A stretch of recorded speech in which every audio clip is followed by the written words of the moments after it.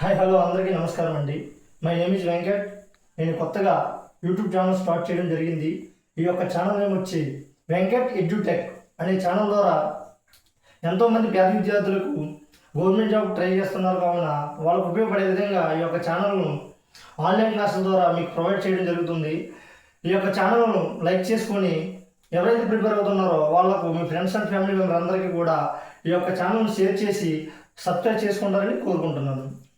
Hi hello good evening all of you. ఈరోజు మనం first class ఏంటంటమ్మా భారత రాజ్యాంగం గురించి డిస్కస్ చేసుకుందామమ్మా. ఈ రాజ్యాంగం యొక్క రచన గురించి రెండు పద్ధతుల్లో చర్చిస్తారమ్మా. రెండు ఈ రాజ్యాంగ రచన అనేది రెండు పద్ధతుల ద్వారా ఏర్పరచుకోవడం జరుగుతుందమ్మా. ఒకటి ఆ దేశం యొక్క పార్లమెంటు నిర్ణయించడం జరుగుతుంది. రెండోది రాజ్యాంగ పరిషత్తు లేదా ఒక సంస్థను ఏర్పరచుకొని ఒక రాజ్యాంగాన్ని ఏర్పరచుకోవడానికి ఆస్కారం ఉంటుందమ్మా. ఈ రెండు పద్ధతులు రాజ్యాంగ రచనకు ఉపయోగపడతాయమ్మా. అలాగే మన భారత రాజ్యాంగానికి మొట్టమొదటిసారిగా 1934 సంవత్సరంలో ఎంఎన్ రాయ్ అనే మానవతావాది ఈ యొక్క భారత రాజ్యాంగ పరిషత్తును ఏర్పరచుకోవాలని మొట్టమొదటిసారిగా చెప్పిన వ్యక్తే మన ఎంఎన్ రాయ్ అమ్మ.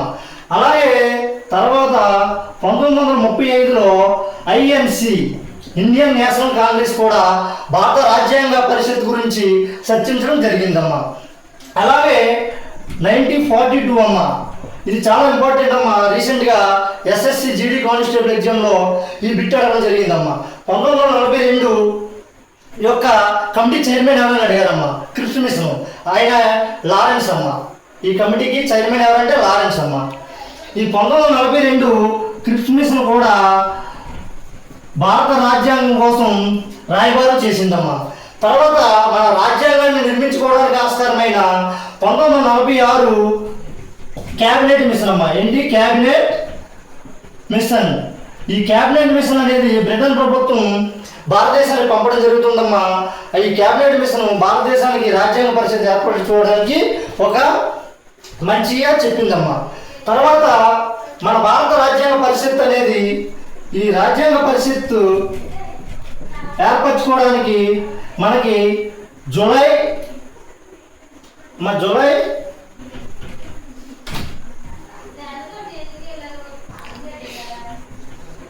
అండ్ ఆగస్టులో ఎన్నికలు జరిగాయమ్మా. జూలై అండ్ ఆగస్టులో పరోక్ష పద్ధతిలో ఎన్నికలు జరిగాయమ్మా. మన రాజ్యాంగ పరిషత్కు పరోక్ష పద్ధతులు అంటే ఒక ప్రావిన్స్ నుండి 10 లక్షల మంది ఓటర్లు పాల్గొంటారమ్మా, ప్రతినిధులు. అంటే నేరుగా ప్రజలు కాదమ్మా, పరోక్ష పద్ధతి ఎన్నికనే. అలాగే ఈ రాజ్యాంగ పరిషత్కు టోటల్గా మొత్తం 389 మంది సభ్యులు ఎన్నికవుతారమ్మా. ఎంతమంది? చాలా ఇంపార్టెంట్ అమ్మా ఈ బిట్టు. మన రాజ్యాంగ పరిషత్కు టోటల్ మొత్తం సభ్యులు ఎంతమంది అంటే 389 అమ్మా. ఈ 389 మంది సభ్యులు కూడా రాజ్యాంగ పరిషత్తులో పరోక్ష పద్ధతిలో ఎన్నుకోవడం జరిగిందమ్మా. అలాగే రాజ్యాంగ పరిషత్కి 1946లో ముస్లిం లీగ్ పార్టీ తరఫున అంటే ముస్లింలందరికీ ప్రత్యేక దేశం కావాలని ముస్లిం లీగ్ రాజ్యాంగ పరిషత్ నుంచి వెళ్ళిపోవడం జరుగుతుందమ్మా. ఈ ముస్లింలకు ఖచ్చితంగా ప్రత్యేక దేశం కావాలని చెప్పిన వ్యక్తి ఎవరంటే మనకి మహమ్మద్ ఇక్బాల్ అమ్మ. ఏం పేరమ్మా? మహమ్మద్ ఇక్బాల్. ముస్లింలందరికీ ప్రత్యేక ఒక దేశం కావాలని చెప్పిన వ్యక్తి ఎవరంటే సారే జహాన్ అనే గేయం రచించారు కదమ్మా, ఆ వ్యక్తి మహమ్మద్ ఇక్బాల్ అమ్మ. ఆయనే ముస్లింలందరూ కూడా ఒక దేశం కావాలని చెప్తాడమ్మా. ఈ పాకిస్తాన్ అనే పేరు కూడా ఏర్పరిచిన వ్యక్తి లేదా ఆ పేరుని చెప్పిన వ్యక్తి రెహ్మత్ అలీ అమ్మ. రెహ్మత్ అలీ. ఓకే, అది అయిపోయిందమ్మా. ఈ సంఖ్య ప్రత్యేక పాకిస్తాన్ తీర్మానం ద్వారా ఈ సంఖ్య ఏమంటుంది? 299 మందికి తగ్గుతుందమ్మా. మన భారతదేశానికి రాజ్యాంగ పరిషత్కి ఏర్పరిచిన టోటల్ మెంబర్స్ అమ్మా 299 మంది అమ్మా. అదే ముస్లిం లీగ్ నుంచి 73 మంది, స్వదేశీ సంస్థల నుంచి 16 మంది వెళ్ళిపోవడం వల్ల ఈ సంఖ్య 299 మందికి తగ్గిందమ్మా. ఈ రాజ్యాంగ పరిషత్కి అనేక సమావేశాలు జరిగాయమ్మా. ఆ ఏంటో మనం చూద్దామమ్మా. అందులో టోటల్ సమావేశాలు 11 జరిగాయమ్మా. ఎన్ని? 11 అమ్మా. ఈ రాజ్యాంగ పరిషత్కి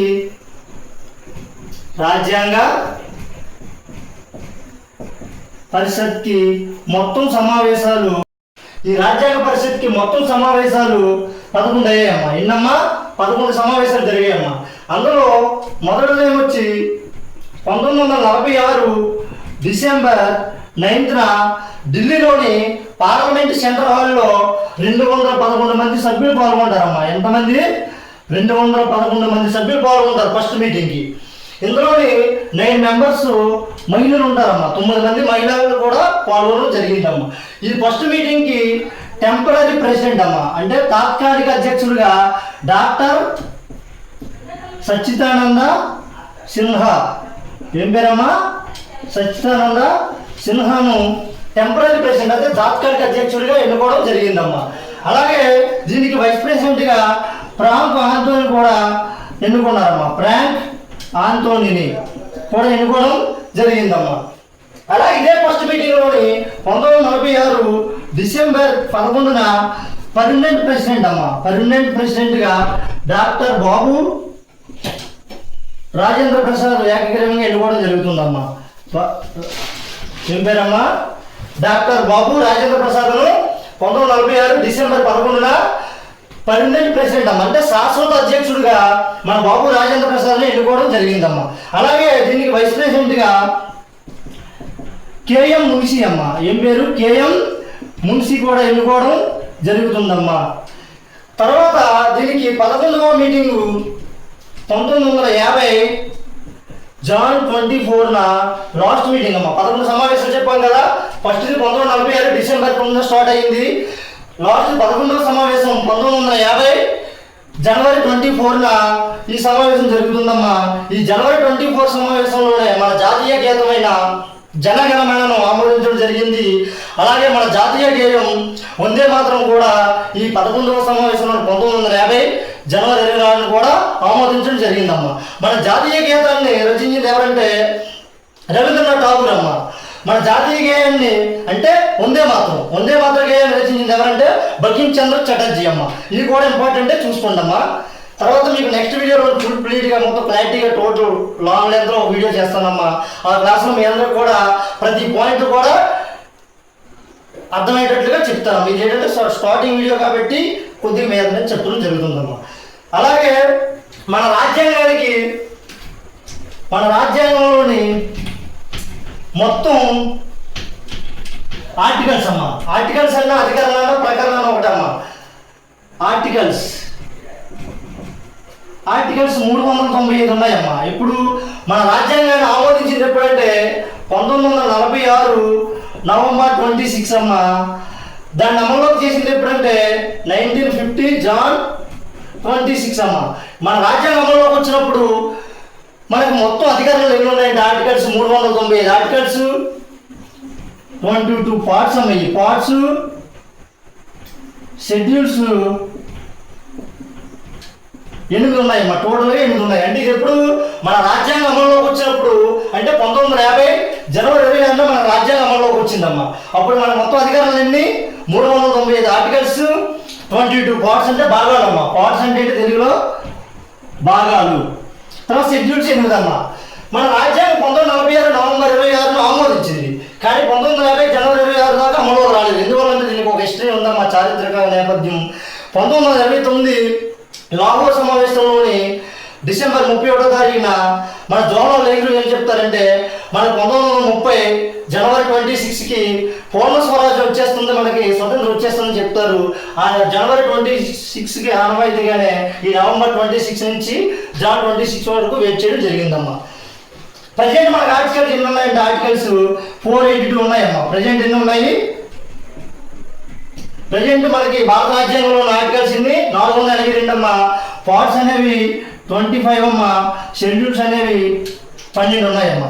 కాకపోతే మీరు ఇక్కడ ఒక విషయం గుర్తించాలమ్మా, చాలా ఇంపార్టెంట్ ఈ పాయింట్. 395 అనే ఆర్టికల్ సంఖ్యాపరంగా ఎప్పటికీ మారదు. ఏంటమ్మా? మనకి 395 అనే సంఖ్యాపరంగా ఎప్పటికీ మారదమ్మా.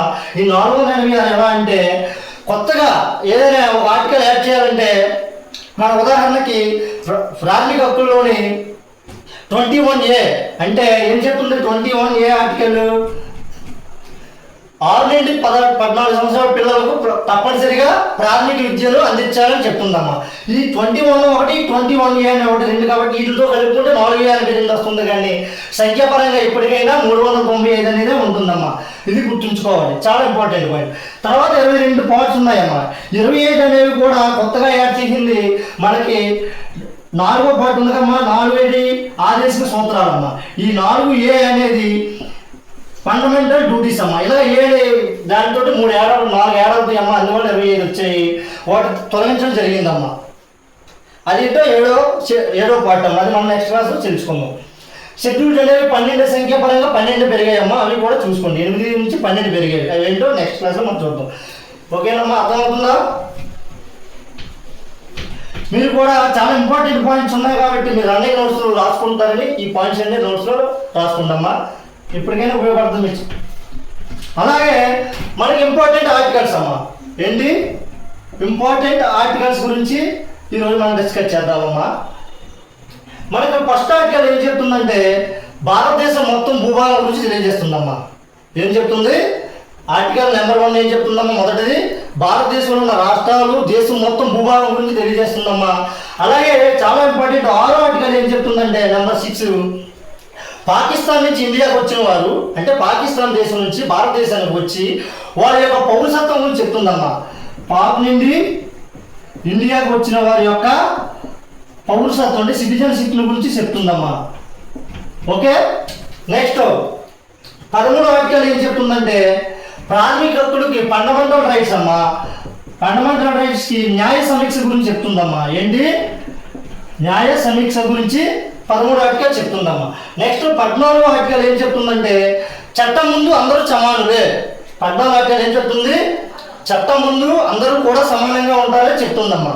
15వ ఆర్టికల్ ఏం చెప్తుందంటే భారతదేశంలో నివసించే పౌరులందరికీ కుల మత వర్ణ వర్గ లింగ జాతి వ్యవస్థ లేకుండా అందరికీ సమాన న్యాయం చెప్పాలని చెప్తుందమ్మా.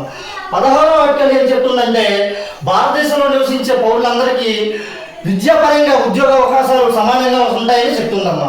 17వ ఆర్టికల్ ఏం చెప్తుందంటే అంటరానితనం నిషేధం అని చెప్తుందమ్మా. అంటరానితనం నిషేధం అని చెప్తుందమ్మా. 17వ ఆర్టికల్ ఏంటి? అంటరానితనం నిషేధం అని చెప్తుందమ్మా. 18వ ఆర్టికల్ ఏంటంటే మన భారతదేశంలోని విద్య లేదా మిలిటరీ బిరుదులు తప్ప మిగతా బిరుదులు అంటే రద్దని చెప్తుందమ్మా. ఇవన్నీ ఇంపార్టెంట్ అమ్మా, చాలా చాలా ఇంపార్టెంట్. ఇవి మీరు నోట్ చేసుకోండి అమ్మా. అలాగే 19వ ఆర్టికల్ ఏం చెప్తుందంటే భావ ప్రకటన స్వేచ్ఛ హక్కమ్మా. ఈ 19వ ఆర్టికల్లో మళ్ళీ క్లాస్ 6 ఉంటాయమ్మా. అవి ఏం చెప్తుందంటే భారతదేశంలో ఎవరైనా శాంతియుతంగా ప్రసంగించవచ్చు, ఎక్కడికైనా వెళ్ళి స్వేచ్ఛగా నివసించవచ్చు, సమావేశాలు పెట్టుకోవచ్చు, అలాగే అవి ఉంటాయమ్మా. అవి ఇంపార్టెంట్. తర్వాత 21A చాలా ఇంపార్టెంట్ అమ్మా. ఇది 21A ఆర్టికల్ ఏం చెప్తుందంటే 6 to 14 చిల్డ్రన్స్ ఏంటమ్మా అంటే 6 నుంచి 14 సంవత్సరాల పిల్లలకు తప్పనిసరిగా ప్రాథమిక విద్యను అందించాలని ఈ యొక్క ఆర్టికల్ చెప్తుందమ్మా. తర్వాత ఇంపార్టెంట్ 25 అమ్మా. మన దేశంలో నివసించే పౌరులందరూ కూడా తనకు నచ్చిన మతంలో స్వేచ్ఛగా ఉండాలని చెప్తుందమ్మా. తర్వాత 26వ ఆర్టికల్ ఏం చెప్తుందంటే మత ప్రసంగాలు చేసేటప్పుడు విద్వేషాలు లేకుండా రెచ్చగొట్టే విధంగా కాకుండా శాంతియుతంగా సమావేశాలు జరుపుకోవాలని చెప్తుందమ్మా. నెక్స్ట్ 27వ ఆర్టికల్ ఏం చెప్తుందంటే మతపరమైన ట్యాక్సులు చెల్లించకూడదని చెప్తుందమ్మా. నెక్స్ట్ 28వ ఆర్టికల్ ఏం చెప్తుందంటే మన విద్యాలయాల్లో మత బోధనలు చేయరాదని చెప్తుందమ్మా. ఆర్టికల్ 28 ఏం చెప్తుంది? విద్యాలయాల్లో ఎటువంటి మత బోధనలు చేయకూడదని చెప్తుందమ్మా. నెక్స్ట్ 29వ ఆర్టికల్ అనేది దేశంలో మరి 29 ఆర్టికల్ అంటే 29వ ఆర్టికల్ ఏం చెప్తుందంటే దేశంలో విద్య గురించి మొత్తం చెప్తుందమ్మా. విద్యా సంస్కృతి గురించి చెప్తుంది. తర్వాత 31వ ఆర్టికల్ అనేది ఆస్తి హక్కు అమ్మా. ఈ ఆస్తి హక్కుని తొలగించడం జరిగిందమ్మా. 31వ ఆర్టికల్ ఏం చెప్తుంది? ఆస్తి హక్కు గురించి. ఈ ఆస్తి హక్కుని భారత రాజ్యాంగంలోని ప్రాథమిక హక్కు నుంచి తొలగించి రాజ్యాంగంలో 300 క్లాజ్ ఏలో దీన్ని చేర్చడం జరిగిందమ్మా. దీనికి ఎటువంటి న్యాయ రక్షణ లేదమ్మా. తర్వాత 32వ ఆర్టికల్ భారత రాజ్యాంగ పరిహారపు హక్కు ఇది. అంటే ఈ 32వ ఆర్టికల్ కూడా సుప్రీంకోర్టుకి 5 రిట్లు ఉంటాయమ్మా. ఈ 5 రిట్స్ గురించి కూడా చెప్తుందమ్మా. ఈ 32 ఆర్టికల్ ఏం చెప్తుంది? సుప్రీంకోర్టు యొక్క రిట్స్ కోసం చెప్తుంది. రిట్స్ ఏంటంటే 5 అమ్మా. ఈ 5 రిట్స్ గురించి కూడా మనం నెక్స్ట్ క్లాస్లో ఫుల్ ఫ్రీగా తెచ్చుకుందాము. తర్వాత 40వ ఆర్టికల్ గ్రామ పంచాయతీల గురించి చెప్తుందమ్మా. ఏంటమ్మా? గ్రామ పంచాయతీల గురించి చెప్తుందమ్మా. తర్వాత చాలా ఇంపార్టెంట్ అమ్మా 51A అమ్మా. ఇది ఫండమెంటల్ డ్యూటీస్ అమ్మా. ఫండమెంటల్ డ్యూటీస్ అంటే ప్రాథమిక విధుల కోసం చెప్తుందమ్మా. ఇందులోనే మనకి ప్రజెంట్ 11 ప్రాథమిక విధులు ఉన్నాయమ్మా. కానీ స్టార్టింగ్లో 10 ఉండేవి. 11వది 2002వ సంవత్సరంలో 86వ రాజ్యాంగ సవరణ ద్వారా మన భారత రాజ్యాంగంలోని ఫండమెంటల్ డ్యూటీస్లో చేర్చడం జరిగిందమ్మా. తర్వాత 52వ ఆర్టికల్ ఏం చెప్తుందమ్మా అంటే ప్రెసిడెంట్ గురించి చెప్తుందమ్మా. భారతదేశానికి ఒక రాష్ట్రపతి ఉంటాడని చెప్తుందమ్మా. 53వ ఆర్టికల్ ఏం చెప్తుందంటే ఈ ప్రెసిడెంట్ యొక్క ఎగ్జిక్యూటివ్ పవర్స్ గురించి చెప్తుందమ్మా. అంటే కార్యనిర్వాహక అధికారాల గురించి చెప్తుందమ్మా. నెక్స్ట్ 76 చాలా ఇంపార్టెంట్ అమ్మా. అటార్నీ జనరల్ గురించి తెలియజేస్తుందమ్మా. తర్వాత లాస్ట్ 124వ ఆర్టికల్ కూడా సుప్రీంకోర్టు ఉండాలని చెప్తుందమ్మా. తర్వాత 214 అమ్మా. ఇవన్నీ మీకు ట్రిక్స్ ఉంటాయి. ఆ ట్రిక్స్ కూడా నెక్స్ట్ వీడియోలో మీకు క్లారిటీగా చెప్తారమ్మా. ఈరోజు నాది ఫస్ట్ క్లాస్ కాబట్టి ఇలా మీద అలా వెళ్తున్నామమ్మా. 214వ ఆర్టికల్ హైకోర్టు కోసం చెప్తుందమ్మా. ఏంటమ్మా? హైకోర్టు అమ్మా. అలాగే 280 ఆర్టికల్ ఏంటంటే ఆర్థిక సంఘం గురించి చెప్తుందమ్మా. 280 ఏం చెప్తుంది? అర్థమవుతుందమ్మా?